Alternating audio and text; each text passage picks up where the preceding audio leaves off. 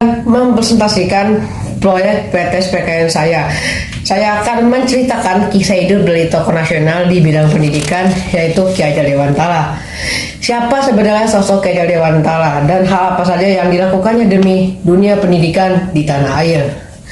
Ki Hajar Dewantara adalah pahlawan nasional yang datang dari keluarga bangsawan Keraton, lahir di Pakualaman 2 Mei 1889.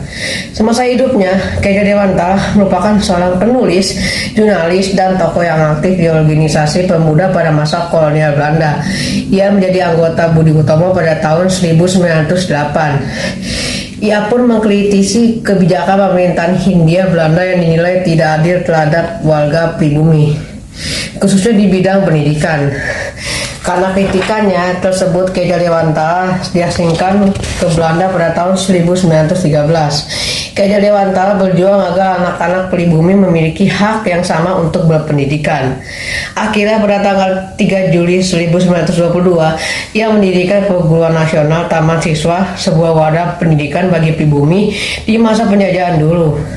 Dan semboyannya yang sangat terkenal dari dulu hingga sekarang yaitu Tutulian Dayani ing ngaso Suntulodo ing Matio Mangun Kaso, artinya seorang pemimpin di belakang membeli dukungan, di tengah menciptana peluang untuk berprakarsa dan depan memberi teladan.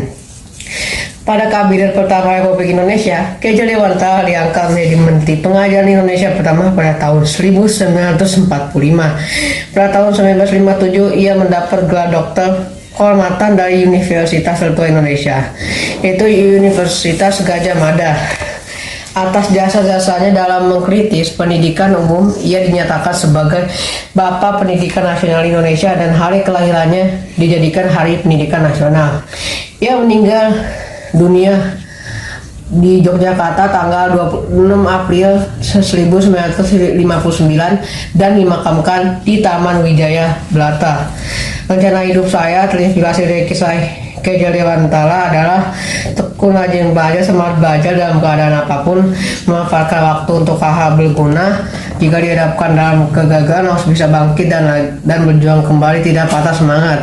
Aktif dalam kegiatan masyarakat atau bersosialisasi, contohnya ikut kerja bakti di rumah dan di sekolah, ikut karang taruna di rumah.